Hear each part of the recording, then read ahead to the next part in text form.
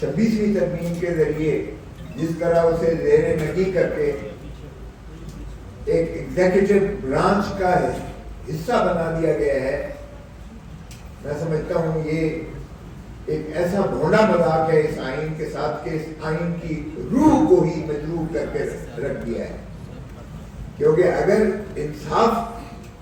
نہیں میسر آتا تو پھر ریاستوں کو نہ تو سویلائز کہا جا سکتا ہے، نہ آئینی کہا جا سکتا ہے، نہ قانون کی پاسداری اور بالادستی پر کوئی جو ہے نظام اس کو کہا جا سکتا ہے.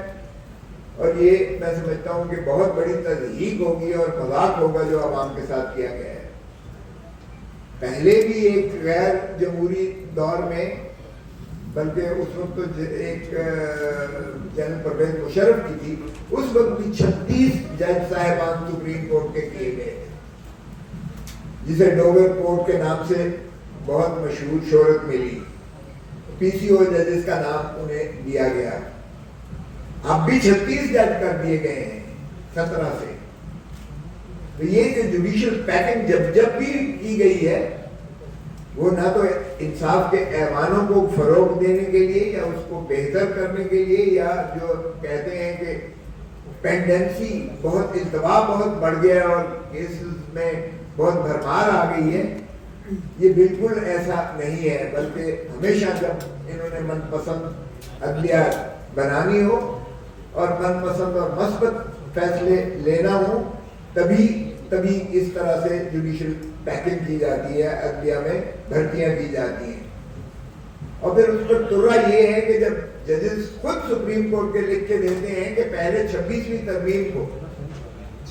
ترمیم کو فل کورٹ پہلے جانچ تو لے، کیونکہ نالش تو بہت پارٹیوں نے بھی کی ہوئی ہے اور دیگر اصحاب نے بھی اس کو چیلنج کیا ہوا ہے. گرینڈ نارم جسے کہتے ہیں، آئین کی روح کو اگر مجروح کرتی ہو آئینی ترمیم بھی، وہ بھی جو ہے وہ کلعدم متصور ہوتی ہے. یہ ایک ہمارا بنیادی اصول ہے جس کے ڈھانچے پر کوئی قدغن نہیں لگایا جا سکتا. آپ آبجیکٹو ریزولوشن سے دیکھیں 1952 کا، جو جسے 2A کہتے ہیں، جسے آئین کا ایک ریگولر حصہ بنا دیا گیا ہے، اس میں بھی انصاف پر مبنی جو شکیں ہیں ان کو بھی مجروح کیا گیا ہے. یعنی آبجیکٹو ریزولوشن جو فاؤنڈر فادرز نے پاکستان کا ایک جو ہے خط و خال دیے تھے، جس کی بنیاد پر ہم نے آئین کو استوار کرنا تھا اور جس پر ہماری جو ہے ریاست کو آگے چلانا مقصود تھا، ان شکوں میں بھی پریمبل میں بھی آپ دیکھیں تو یہی آتا ہے کہ انصاف کے ایوان جو ہیں وہ آزاد ہوں گے اور وہ آزاد منش فیصلہ ہی کریں گے، وہ جو سننا اور اللہ کے احکامات سے متصادم نہیں ہوگا.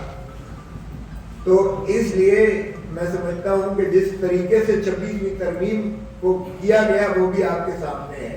اختر مینگل صاحب ڈھونڈ رہے تھے اپنے سینیٹرز کو اور انہیں لابی سے نکال کر ویل چیئرز پر لایا گیا، چونکہ 2/3 تو ان کے پاس اکثریت تھی نہیں. قومی اسمبلی میں جس میں ہم بھی موجود تھے، اس میں بھی جس طریقے سے انہوں نے فسطائیت کی، جس طریقے سے MNAs ہمارے ان کو جو ہے کوئی اربوں میں لالچ دی گئی، اور جس طریقے سے ان کو پھر جو نہیں مانے تو ان کو اغوا کیا گیا، ان کی چادر اور چار دیواری کو پامال کیا گیا، ان کی ماؤں بہنوں بیویوں اور 16 سال کی بیٹی جو ہے اس کو بھی اغوا کیا گیا، اور پھر ان کو جو ہے بلیک میل کر کے کہا گیا کہ تمہاری یہ جو ہے ان کی ویڈیوز وائرل کریں گے. تو کوئی بھی شخص جو ہے اس طریقے سے فسطائیت کے آگے آپ اندازہ کریں کہ پھر بھی 5 ہمارے لیے اور باقی ہمارے جو ہیں وہ ان کو ہم نے نوٹس دیا ہوا ہے، ابھی تک وہ کلیئرنس کی سٹیج پر ہے.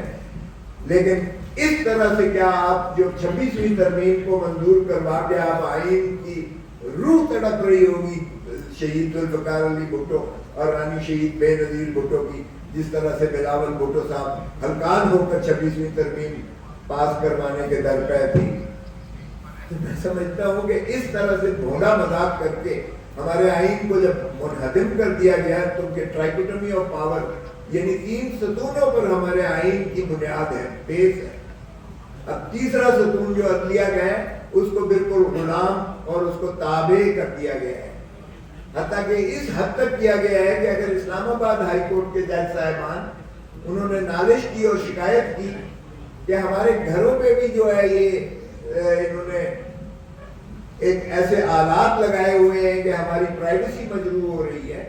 اور ہمارے بچوں کے بھی جو ہے انہوں نے ویڈیوز بنا رہے ہیں اور ان کی بھی جو ہے پیروی کر رہے ہیں اور ہمیں آزادی سے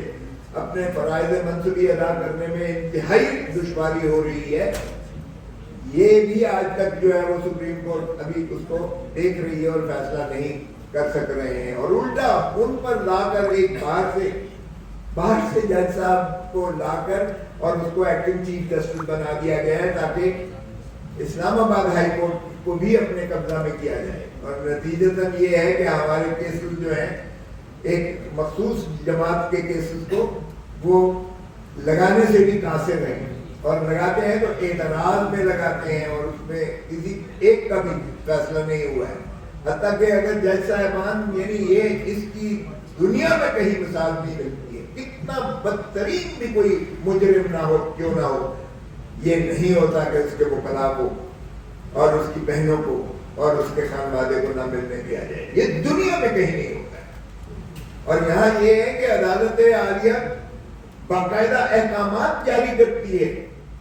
منگل اور بدھ اور جمعرات کی یعنی وہ فیملیز کے اور وکلاء کی ملاقات کے باقاعدہ شیڈیول دیتی ہے. فل کورٹ 3 ججز دیتے ہیں اور اس کو بالکل درخورے اس طرح ہوا میں پکیر کر پھینکتی ہیں کہ بیچاری بہنیں بلک رہی ہوتی ہیں جیل کے باہر. اور جب ہمارے قائدین بھی جاتے ہیں تو ان کو اٹھا کر اریسٹ کر کے ان کو چانگے مانگے کی طرف لے جاتے ہیں, سیر کرا کے ان کو ڈراپ کر کے پھینک دیتے ہیں. اس طرح کبھی سنا ہے دنیا میں کبھی ایسی بھی بے حیائی اور ڈٹھائی سے اس طرح سے عدالتوں کے جو ہے احکامات کو حکم عدولی کی جائے. آج تک ہماری مخصوص نشستیں نہیں دی گئی ہیں جبکہ 17 جج صاحبان نے فیصلہ کیا. لیکن مخصوص نشستیں اب سنوائی ہو رہی ہے کہ مخصوص نشستیں بھی ماشاءاللہ ان کو دے دی جائیں گی. جو اپیل ہو رہی ہے, جو آئینی بینچ سو کالڈ بنائی گئی ہے, جو بھی 26ویں ترمیم کی پاداش میں بنی ہے, اس کے پاس اپیل لگا دی گئی ہے. ارے بھائی یہ تو کیسے ہو سکتا ہے؟ ریویو ہو یا پہلے اس کا فیصلہ تو کر لیجئے گا. یہ سینئر پیونی جج منصور علی شاہ صاحب جو ایکٹنگ چیف جسٹس بھی رہے ہیں, یہ انہوں نے تقاضا کیا ہے, 5 ججز نے تقاضا کیا ہے کہ پہلے 26ویں ترمیم کو سن لیجئے گا اور وہی کورٹ سنے جو پہلے سپریم کورٹ فل کورٹ تھی. آپ نے اگر جوڈیشل پیکنگ کر کے اور پھر اپنے اوور ٹرن کر کے آپ نے میجورٹی اپنی کر کے اور اپنا من پسند فیصلہ کروا لینا ہے اور اس کو اوور ٹرن کر کے یہ بندر بانٹ کر کے یہ جو ہے مخصوص نشستیں آپ نے ان کو دے دینی ہے جن کا استحقاق بنتا ہی نہیں ہے. کسی حساب سے اگر ان کی پروپورشنل ریپرزنٹیشن کا پرنسپل آتا ہے تو اس پر ان کو کیسے دی جا سکتی ہیں. لیکن بے حیائی جس طرح سے پہلے دی گئی تھی الیکشن کمیشن میں, اب پھر شنید یہی ہے کہ ان کو دی جا رہی ہیں.